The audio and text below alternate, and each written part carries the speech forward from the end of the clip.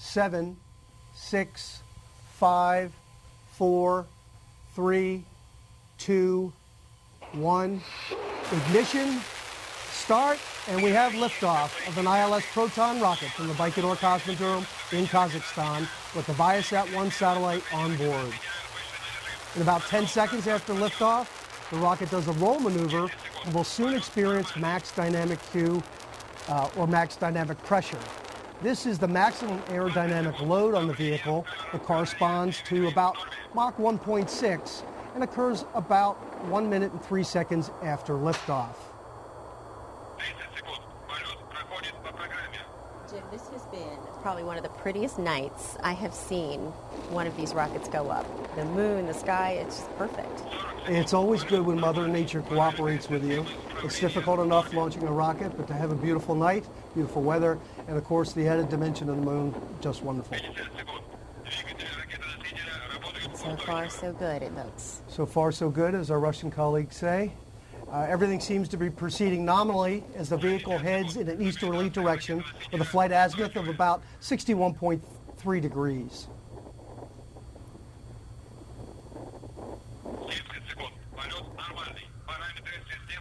We're coming up on the first stage's separation from the second stage.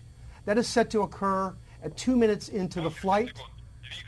We're about 40 seconds away. As you can see from the video, the trail from the engines looks very, very good.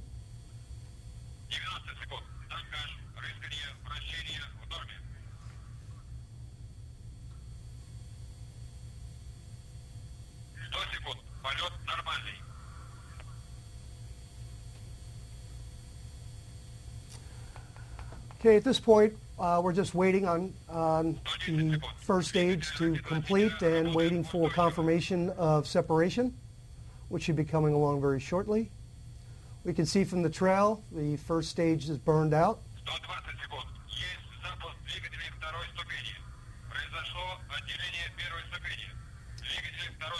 And we have confirmation of a good separation between the first and second stages.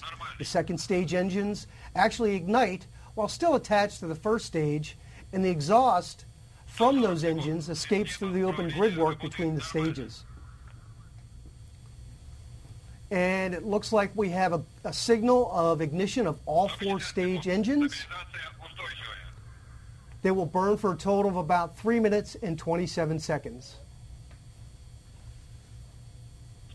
The next key mission milestone will be stage 2-3 separation at L plus 5 minutes and 27 seconds. 20 seconds later, the payload fairing halves will jettison. All right, Jim, thank you so much. Let's learn a little bit more now about the manufacturer of ViaSat-1, Space Systems Loral. As the leader in satellites for consumer broadband, Space Systems Loral has provided Viasat with a satellite that meets its new system architecture for high capacity. ViaSat-1, I think, is going to change the satellite broadband industry, and we ended up coming up with a system approach to that, which encompassed everything from how we did gateways, to how we did the satellite design, to how we did the user terminals, to really get the best yield that we could on the capacity of the satellite.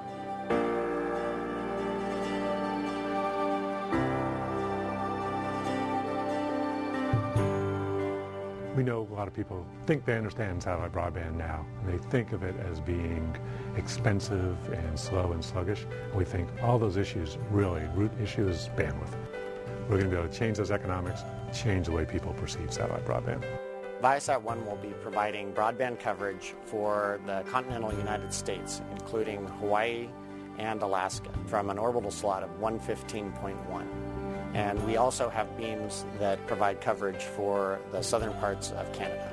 Space Systems Loral has more than 4 decades of experience building Ka-band satellites. The company's highly reliable 1300 satellite bus has proven to be an excellent platform for high-throughput satellites with Ka-band spot beam technology. Its scale maximizes the amount of spot beams, equipment, and thermal dissipation that can be accommodated. The ViaSat-1 spacecraft is one of the most hardware-intensive satellites SSL has ever built.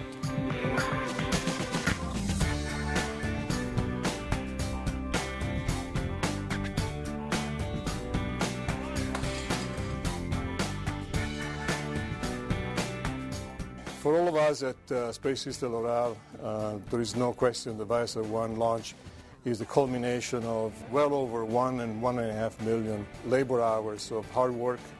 We are certainly gratified to be part of the efforts bringing to millions in the North America continent a satisfied satellite broadband experience. I'd like to take this opportunity to thank our ViaSat customer for giving us the opportunity to participate to this important broadband market milestones, and certainly all our employees for bringing their skills, passion, and commitment to make this satellite program a great success. This satellite, this capacity, is going to make an enormous difference in the value of the services that people get the first day we turn it on.